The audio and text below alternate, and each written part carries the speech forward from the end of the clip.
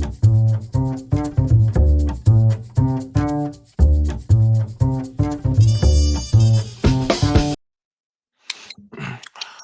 to the Dalen Show, and welcome to episode number 5 of Cardinals Talk. I'm Dalen Flowers. He's Russ Eddins, and here are today's topics. As the trade deadline has finally finished, the Cardinals made a lot of moves, and Russ and I are going to be here to talk about what we think about the moves and what the potential future is for the St. Louis Cardinals. Cardinals currently sit at 500, 58, 5.5 games back from the wild card. Let's get into it. No, it's been a while since we've been on here, you guys. Good to see you. Good to be back. Wasn't something we were just quitting. We just got busy. Summer's been kind of going for the both of us. Really quick, Rush, just how you doing? What you got going on over the last few weeks, man? I just got back from a basketball presser with Chris Beard and Malik Dia. That was nice. Just got back from a little trip over to Atlanta. Did some work down there in Atlanta actually a month ago. I don't think we've had a better meeting since media days happened. Mm-hmm. But been busy with DM stuff, getting that ready. Really excited for this first edition coming out on first Thursday of the school year. It's been really good. I got some really good articles there. So if you're in Oxford, check it out. Yes, sir. Well, let's dive into it, man. It kind of seemed like the moves that I think were obviously open to happen because of contract issues happened. McGreevy got called up. Eric Fetty's to the Braves. Maton and Steven Matz are gone. Fortunately, Ryan Helsley is now a New York Met. Just overall, how would you grade the way the trade deadline finished for the St. Louis Cardinals? Do you think they did enough? Were you happy with the moves made? What was your kind of overall take of what happened before the trade deadline ended? Yeah, I was not surprised they sold. I feel like they could have contended. I mean, you had the Angels who were under 500. They were buyers, of course. That isn't the smartest thing they could have done. I think the Cardinals went with the safest route possible. Yeah. I was kind of on the impression that John Mozeliak was going to take a swing for some bigger name players, especially who's going out. Yeah. I figured he'd try to make one last push. I mean I would respect that. So I understand them selling. I was really happy with the return they got overall for those three guys. Phil Maton has been good this year, but he isn't a long-term player. He's not. He was never going to be here for a long time. Matt's his career with the Cardinals, or as far as we know, is done. I don't foresee them signing him in the offseason. When they gave him the $44 million, it was $44 million for 4 years. All those years ago now, feels like forever ago. So much has changed in the system. I was really happy with that. And then he wasn't very good at the Cardinals. I mean, he was all right. He got bounced to bullpen. And then Helsley. I mean, Helsley's been one of the best relievers we could have asked for in recent memory of all time. He's an all-time Cardinal. He's done amazing things. But, man, I'm pretty impressed with the return they got, especially for Matt's getting on Blaze Jordan. That was very impressive to me. Yeah, I think I'm satisfied for the most part. I think there are moves that maybe I think the fan base wanted to happen, and maybe the front office maybe wanted to happen too, in terms of maybe Arenado being gone somewhere. But I think that went out the doors with Carlos Correa going back to Houston. I think a few more other fans may have wanted guys like Brendan Donovan gone, which it's an asterisk. Obviously, our best player so far this year, and obviously you would get a lot of return back, but how much are you willing to sacrifice for right now? It seems like we don't even know what the future is going to hold. I think some of those moves were made for the new incoming, front office moves that are going to happen after this season. But right now it seems like the future is still kind of up in the air. So I thought the deadline moved well. I thought that, like you said, they got a lot of reasonable return back that were, young guys that could kind of develop in their farm system and become something really good one day. For you, what was the best move that you believe the Cardinals made? How do you kind of evaluate what the best move was for the team in terms of maybe current or future standings for the Cardinals? Yeah, I mean, I think all three they got a decent return for all of them. I will say I've read some articles that have called the Steven Matz for Blaze Jordan the weirdest trade at the deadline, which I think is fair. But I mean, I look at the Ryan Helsley trade and I go, okay, you got Baez, you got Dome, and Ellis Salt. Sorry for pronouncing the name wrong. I haven't really heard it pronounced yet. He's so new to the system. But all three of those guys are are in high A right now. Yeah. They're not going to be a factor for a little bit. Maybe Ellis Salt will come up double A, triple A, and we'll maybe see him next year. But the other two, we're not seeing the 27 at the earliest. But Blaze Jordan, he's with the Redbirds. He's in Memphis right now. He's an hour away from us. I mean, Yeah. we can go see him right now if you wanted Yeah. to. I don't know when they play, but that's the point. We can go see him. He's in Memphis. And he's awesome. Yeah, he's got 100 hits this year. In just in 92 games. So he's over a hit a game. His OPS is 846. I think that was a really underrated move because Wilson Contreras, he's what, in year 3 of this contract on a 5-year deal. So who's after him? And Blaze Jordan could be that guy. I know Wilson Contreras has voiced his desire, I guess, is what I've read recently. If he wants to stay in St. Louis, that's probably why they didn't trade him. Obviously, he's a cornerstone guy for now. But I was really impressed with that trade for the most part. Do you feel like with these moves, this is the correct direction that the team needs to go into? Once again, kind of be within the standards of what Cardinals baseball is. And when I say that, for people that may not be familiar, this is a Cardinals franchise that is one of the most storied franchises in baseball, 11 World Series rings. This is a team that, is not normal for them to be out of the playoffs consistently and not competing for a World Series title. So do you think that these moves kind of set them up properly for the future to kind of rebuild, hopefully, and get back to where it needs to be within the next maybe 4, 5, 6 years? Yeah, I mean, honestly, I think the Cardinals are too prideful to do a full rebuild. Last year we saw them compete first half of the year, and they fell off. And the same thing this year it happened. It was worse, honestly. Yeah. They weren't as good as early last year, and they were worse than they are. They're worse now than they were last year. I think it's close, but they're too prideful to rebuild. They're not going to rebuild at all. I think they phrased it as we're redoing the farm system, or they're looking at how they do the farm system. And I think these 6 players are going to help do that a lot, especially Baez, he's only 20. Dome is only 22. Jordan, he's going to be in the pros. Honestly, I would be surprised they called him up in the next year or so, or even as a 27th man in September to get a cup of coffee there. And then obviously you got Mason Molina. You have a Molina back in the system, so maybe that's what we're missing. We're missing the name Molina. But I think it's a good direction, but they have a long way to go to get that front system back up and going, I think. Yeah, I guess let's bring it back to current moments then. With the moves that have been made so far, now, currently after the deadline, I mean, the Cardinals aren't out of the playoff race. I know that, there's still an opportunity to get within that point again, 5.5 games back from the wild card. I mean, some fans I feel like have kind of zoned out, and it's understandable. You beat the Dodgers in a series, but you lose to the Rockies. So and that kind of is unacceptable, no matter the state of the team. And do you think the moves that happen are going to benefit this team this year? What do you think happens for the rest of the year for this team? Are they able to continue fight? Do they find some consistency and maybe some type of motivation to fight through the rest of this regular season and maybe have a strong push for the playoffs? Or do you kind of just maybe want to see some younger guys get more opportunities and try out different things right now to just see what the future is going to be like for next year? I think you got to pack it in right now. It's too late. They've fallen from being 0.5 games out to third wild card spot. They're at 3.5, maybe 2.5 now with the win this weekend, which is good. It's close, but I think they're a tier below the other teams above them. The Giants are, I think, in the same tier as the Cardinals. The Reds are a huge surprise to me. I think they're more of a contender than the Cardinals are, and the Padres are only 2.5 out of the first place in the NL West. So I mean, and the Brewers have surpassed every team in baseball now. They're the best team record wise.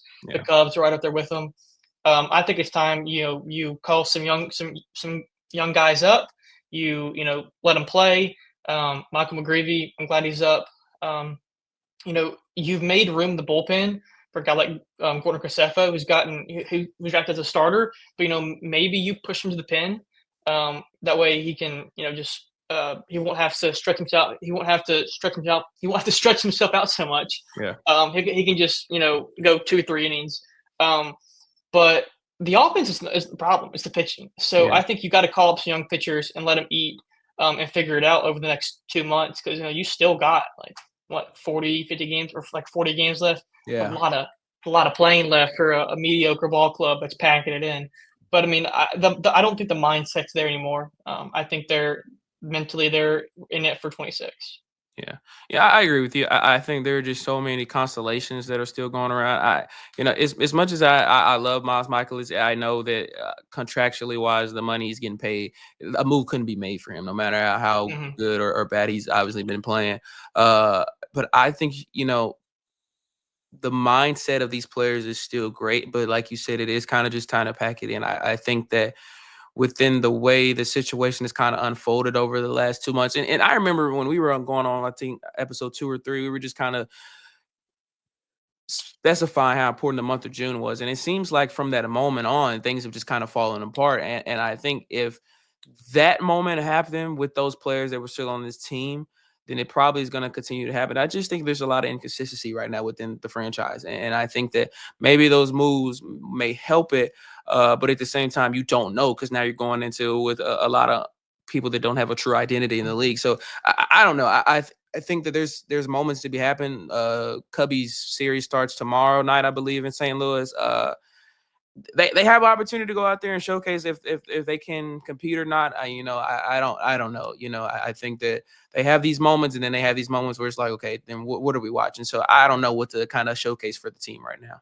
Yeah, I think last year, they had a good first half. They were in a playoff spot or close to it, and then they came out the break and it just sort of fell off. I don't know the record right now, but I feel like as a fan, they just were at a different tier at that time, Yeah. and the front office still tried to buy, and they had probably one of the worst deals they've ever made in history of baseball. It was egregiously awful. Two players no longer on the team. Tommy Edman, um, doing great with the Dodgers now. And they said, you know what, we're not going to make the same mistake. We're not going to Yeah. give a couple of mid players to a mediocre baseball team. And I'm happy they sold this season. I expected them to maybe try something, but maybe I think it's for the best ultimately. Yeah. Um, so Eric Fetty's gone. Jesus Baez, Frank Elisalt, Molina, Blaze Jordan now in the system. Who are you most excited about within those players that ended up being traded to the Cardinals to maybe see maybe close to the end of this year or maybe towards the future? Which player are you most excited about? Well, I've already mentioned Blaze Jordan, so I won't say him again. I'll go with Nate Dome. I think he's going to be great. He was drafted last year, 82nd overall. He won't be here till 27.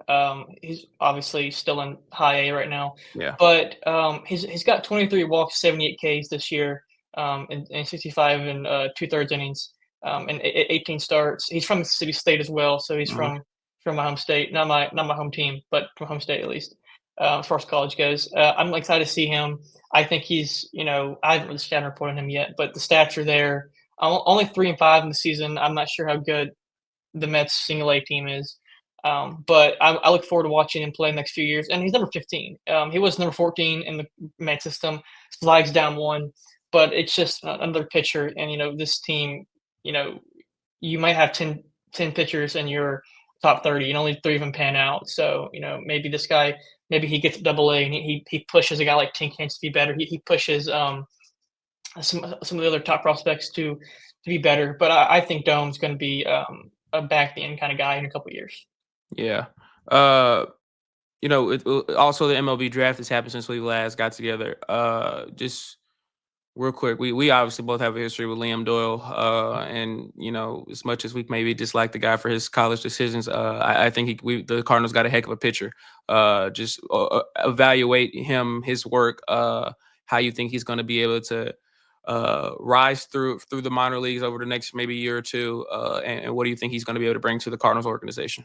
Yeah, Liam Doyle going for the fifth overall, the Cardinals. Yeah. I was in Atlanta for media day when he was drafted, and I missed it by like 2 picks. Like, oh, I know that name. That's that's really really convenient. But yeah, he was at Ole Miss. Obviously left for Tennessee for 1 year. Yeah. Came back and pitched a gym against us this past season. I think he's no Paul Skeens. Obviously, Paul Skeens is in interior zone, but with the way the game is going now, Paul Skeens was drafted in 23, called up in 24. Is that Yeah. right? I think he could do that as well. I think he could go to summer ball. I imagine he's there or on his way soon. I imagine he's playing baseball. I haven't followed him yet, Yeah. but I'd imagine he's in the system right now working on it, like much like Skeens did, and he'll play hopefully Double A, Triple A, in the spring, and he'll get called up to the system quickly, and maybe we can see him in St. Louis in May or June. Maybe he can go for Rookie of the Year, much like Skeens did last year. And I obviously, like I said, he's no Paul Skeens. I mean, no one is.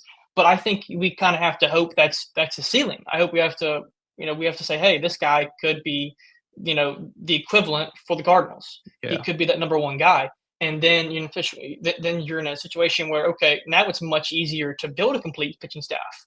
Now you have an ace. Sonny Gray is an ace, but he's also 36 years old, or he's in his upper 30s. We need a younger guy. Yeah. And I think now is if he performs well throughout summer ball and throughout the minor leagues, I think he's the next big thing for the Cardinals in the rotation. Yeah. Something I want to ask you, because I know we talked about it off camera, a couple of days ago, but do you think JJ Weatherholt needs to be called up at the end of this season, maybe the last month of baseball, or do you just wait until next year to bring him up? Because he looks really good, and Mm. I've gotten a chance to watch him in person, and I've obviously kept up with him. He looks really, really good. So do you think it's how do you evaluate the situation with JJ Weatherholt? I'd call him up as soon as you can. Obviously, probably best to wait till September 1st. Yeah. When you can add that extra man to the roster. But he's dominating in Triple A. I feel like every time I go on Instagram or something, a couple times a day, I see a highlight of JJ Weatherholt, putting the ball at the fence Yeah. or something, and he's going ballistic. The issue is, where you play him. Well, I don't care where you play him. You need in the lineup. You're not going to win the World Series this year. Bring him up, let him play. Yeah. Maybe give Arenado some time off. Maybe you can bring Donnie's can play third. He's played third before. Yeah. Maybe throw him over at third. Put JJ at second for a little bit. Give Arenado some time off. He's I don't know how much longer he's gonna be a Cardinal. I'd imagine they keep him, but Weatherholt is a future core of this team. He's a better hitting Brandon Donovan is what it seems like.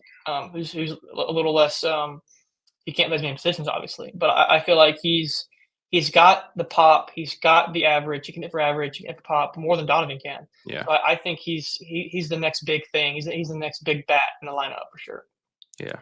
Yeah. I think that you always take that risk of calling those guys up and that quickly. But I think he's ready, and come that first week of September, you should probably see that happen. And it's as much as I think the Cardinals front office gets the hate sometimes that they've over the work they've done. They've drafted really well, and I will give them their props for doing that this year and last year. To kind of just evaluate the pieces that would help this team in the future, and they've done a really good job with that. I think JJ is going to be a superstar, and right now, what brings this something to the team is something that we're kind of lacking in power. It seems sometimes in the offense, and I think JJ brings a collection of all that. Good plate discipline, good contact hitting, can swing for power when needed, great base running as well. So I'm excited to see what they do with JJ. I think right now it's just it's honestly in a way sometimes hard to watch the team currently, in a way to just sit back and just be like, yes, I'm enjoying my team playing baseball. So we're going to see how the next couple weeks go. I really want to see how they compete against the Cubs. And I think that's going to be a really good dictator of how to kind of evaluate the rest of the season for this team. Yeah, for sure. I think, going forward, the episodes we have, whenever we can get them in, are basically about 26. We might, they did good at the Cubs this weekend, but ultimately, we're focused on 26. And I hope the franchise is too, as, we had this transition of power from Jose Lock to Bloom, and I hope it all goes well. St. Louis sports been on the back foot the past couple of years. Blues are stepping up, and maybe the Cardinals will next year too. Yeah. I don't know what's going on with soccer over there, but I've heard I'm on a lot of St. Louis sports pages and whatnot. They're all like, "Oh, we suck" and whatnot. They're all complaining about it because they're not used to being bad at anything. So it's almost that time. I think we're going to see a position or a period of transition, and I think it's going to be for the better.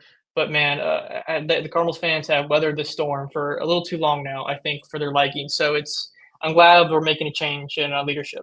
Yeah. Cardinals start their home game series with the Cubs Friday night at 7:15 p.m. 3-game series. So we will see you guys hopefully next week, if possible, with the Rockies, Yankees, and Marlins coming up. Not too much left of baseball, man. We got about 2 months left. Really, yeah, 2 months left, month and a half. So we'll see you guys next time. If you're new, please subscribe, leave a like and comment. We appreciate you guys tuning in. All love. See you next time.